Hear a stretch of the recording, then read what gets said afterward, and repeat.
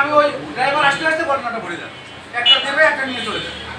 আর বেশি একটু ইয়ে হয়ে গেলে সাথে সাথে আরামবাগের স্টেশনে পাঠিয়ে দেবে। এই এলাকার যারা আপনারা আছেন দয়া করে এগুলো পরে পাঠিয়ে দেবে, এসে দাম করে দিয়ে চলে যাবে। আগে তো এগুলো পার্সেন্টালে ভরে দেওয়া লাগে, অনেক কষ্ট করে। এখন অনেক সহজ হয়ে গেছে। আমরা ওইটাকেই তাড়াতাড়ি নিয়ে কিভাবে শেষ করা যায়, 6 ঘন্টা সময়, খুবই কম সময়। 6 ঘন্টা পরে তো কুরবানি অনেকেই শুরু করে, যারা বাসায় পায়নি, বিভিন্ন ধরনের সমস্যা, পরিবারের লোক সংখ্যা কম, তারা কিন্তু অনেক সময় 3টা-4টা সময়ও জমায় দেয়। তো কাজে এই সমস্যার সময়টা কিন্তু খুবই কম। আপনারা বর্তমানে বিভিন্ন ঘরে যেয়ে দেখবেন, এখন দেখবেন 4-5 নাম্বার ময়লা করে। একটা জিনিস আপনাদের অবগতির জন্য জানাচ্ছি, বিশেষ করে আরো ময়লাও বলতে, এই ময়লাটা কিন্তু এখানে থাকে না। অনেকে হয়তো মনে করেন এই ময়লা প্রতিদিন রাত্রে কিন্তু এই ময়লাটা ক্লিয়ার হয়ে যায়। এখন যাই দেখেন 5 নাম্বার ময়লা হয়ে গেছে সকাল 10টা-11টায়। কাজেই আপনারা যারা নেতৃস্থানীয় আছেন, এমপি মোহাম্মদ আলী অনেক সময় হয়তো বলে, এর মাননীয় প্রতিমন্ত্রী মহোদয় উনিও কমপ্লেন করতে পারেন, উনি জানেন না যে এটা প্রতিদিন পরিষ্কার করা।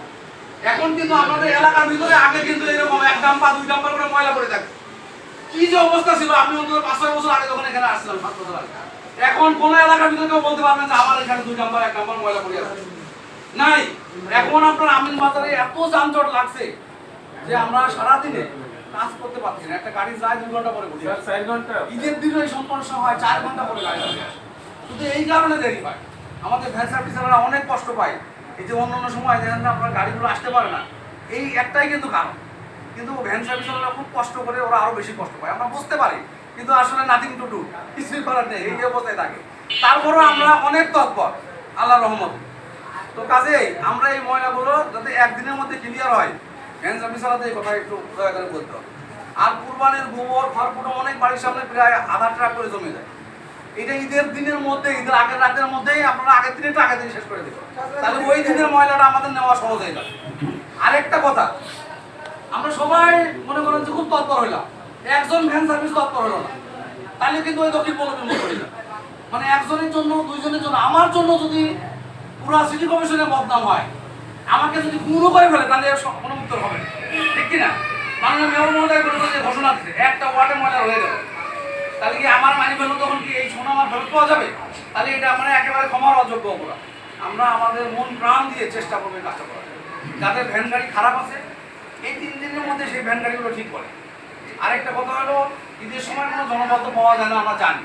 তারপরে অনেকে যারা আপনার ভ্যান সার্ভিস প্রোভাইডার আছেন, 2-3 জন 4 জন 5 জন করে অতিরিক্ত লোক আপনারা নিয়োগ করেন একদিনের জন্য, একটু কষ্ট করেন। আর এখন রাজু ভাই সত্যি কথা যেটা, প্রত্যেকে দোরগোড়ায় পিক আপ পৌঁছে দিচ্ছে।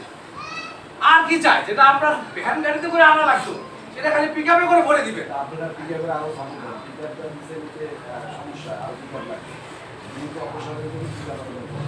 ইনশাল্লাহ ইনশাল্লাহ আপনারা এখন রাজু ভাইও দেখবেন এই কটা ভ্যান গাড়ি পরিচালনা করে, এই কটা ভ্যান গাড়ি পরিচালনা করে, ওই হিসাব করে উনি ভ্যান গাড়িটা তাদের কাছে দেন। আমার একটা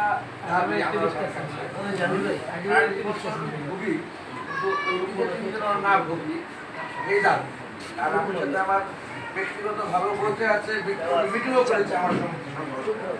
আমাদের ট্রাকটা গেলে ওরা সাইড করে রেখে ভ্যানগুলিকে রিসিভ করে 8-8 ট্রাকটা বসে থাকে। আমি এক দিন ফোন দিয়েছি, আপনার সাথে ধরতে পারেননি, আমরা কোনোদিন অন্যান্যটার জন্য রিসিভ করেছি। দ্বিতীয়, ঈদের দিন যেন কোনো রকম প্রবলেম ফেস করলে আপনি ফোন দিয়ে পাই। ঈদের দিন তো আপনাদের জন্য বড় ব্যস্ত, আপনাদের মতো সহজ অনুরোধ আপনার কাছে। ঈদের দিন আপনাদের জন্য সহজ, ওখানে আপনার ভ্যান গাড়িওয়ালা যারা আপনাদের পিক আপ চালায় তাদের একটু প্রবলেম আছে। সেটা হলো যে আমার যারা উত্তর পল্লবী, দক্ষিণ পল্লবী ওই এলাকার যারা ভ্যান সার্ভিস চালা আছে, তারা দাঁড়িয়ে থাকবে, আর ওই পিক আপ নিয়ে এসে সে একবারে ময়লা ফেলবে, আর সবাই দাঁড়িয়ে থাকবে, খারাপ দেখা যায়। এখন পিক আপওয়ালা কি করে, ওই ড্রাইভারের সাথে যুক্তি করে একদিন থেকে আমার স্টেডিয়ামের সামনে ময়লা ফেলে, আর একদিন দেখে ওই যে 12 নম্বর নিয়ে ময়লা ফেলতে, মানে ড্রাইভারের দায়িত্ব নিয়ে এসে ওই জায়গা না আছে যেখানে আমার উত্তর পল্লবী সিলভারে ময়লা ফেলার কথা, সেখানে না ফেলে সেই যখন রাস্তাঘাট থেকে ময়লা নিচ্ছে। আমি ওই ভ্যান আপনার পিক আপ ওয়ালাকে নিষেধ করেছি, এটা করেন না, তাহলে কিন্তু গুরুত্বপূর্ণ সময় গেলে আমি আপনাকে সার্ভিস দিতে পারবো না। এই কারণে এই সার্ভিসটা আপনাদের সমস্যা কথা চলে আসছে। প্রত্যেকে যেহেতু কাউন্সিলর মহোদয় বলছেন যে প্রত্যেকে কাউন্সিলর মহোদয় এবং দায়িত্ব নিয়ে আমাদের সকলকে সচেতন হইতে বিষয়, সচেতন হওয়া হলো যে আমাদের যে বাড়িওয়ালা যারা রয়েছে, এখানে কাউন্সিলর মহোদয়ের একটা কাজ আছে, সেটা হলো মাইক দিয়ে দেন, মাইক দিয়া অথবা মসজিদে যে আপনি অ্যানাউন্সমেন্ট করে দিবেন, তার মধ্যে দিয়ে যখন গরুটা ফালাবে ফালানের মধ্য দিয়ে সবার আগে একটু যদি বলে দেন যে মাংসটা পরে করেন আগে গরুটা সাফ করে আপনি এই সুন্দর কথা বলছেন। এইটা যদি করে দেয় এবং ভ্যান সার্ভিস যারা করে এই ভ্যান সার্ভিসেও যদি একটু ভ্যানটা ঢুকাইতে পারে এই সহযোগিতাটা যদি করে তাহলে ভালো। আর যদি সেটা না হয় তাহলে এই রোডের 2-3 জনকে দায়িত্ব দিতে হবে যে এই ঘুড়িটা আপনার মাথায় নিয়ে রাখেন, ঘুড়িটা আমার পিকআপটা আসার পরে আমরা পিকআপ করে দিতে পারবো। এই হলো বিষয়গুলি আমরা আমরা 11টা পয়েন্ট আমরা কালকে মসজিদের জন্য শোনা পাবে না কোনো রাস্তা আটকে দিয়ে গরু জবাই দেওয়া যাবে না। ভাই যে পয়েন্টটা বলছে গরুটা আগে গোবরটাকে দিয়ে দেওয়া, এইটাই 1 নম্বর পয়েন্ট। আইনে যুক্ত হবে না তো এমন একটা ব্যস্ততার কারণে এখন বক্তব্য রাখবেন আমাদের আমি যাতে এক মিনিট বলি যেটা হচ্ছে যে আমাদের যদি কাউন্সিলর সাহেব নাই আমরা যদি ফিল না করি আসলে না এনগারিয়া লাগো এনগারিয়া লাগো চামড়াটা দিন ক্লিয়ার করলে ইয়া গোবর মারা এখন যে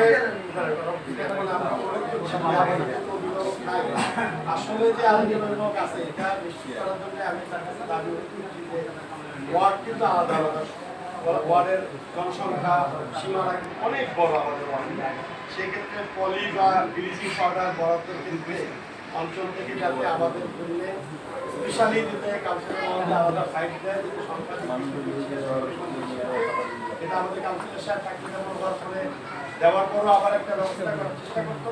সেই চেষ্টাটা যাতে আমাদের পক্ষ থেকে আমাদের বর্তমান অভিভাবক চেষ্টা করেন এই দাবি রেখে এবং এখন বক্তব্য রাখার অনুরোধ করছি আমাদের। আমি আর 1 মিনিট বলার পরে স্যার পরের দিন ঈদের পরের দিন যে আপনার ইয়ে আসবে আপনারা এই কাজটা শেষ না করে অন্তত আপনারা ভ্যান সার্ভিসওয়ালা যাতে রেস্টে না যায়, কারণ ওই দ্বিতীয়বার আবার চেক না দিলে সমস্যা হয়ে যায়।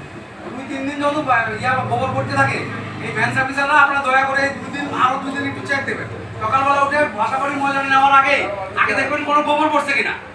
কারণ যেহেতু আপনারা মিডিয়া হলো পই পই করে ঘুরে সব জায়গায় কোথায় আগে খবর পাওয়া যায়, এই জন্য আপনারা হোল্ডিং এ ময়লা নেওয়ার আগেই পরের দিনও আগে হলো এই জিনিসটা দেখবেন। ধন্যবাদ।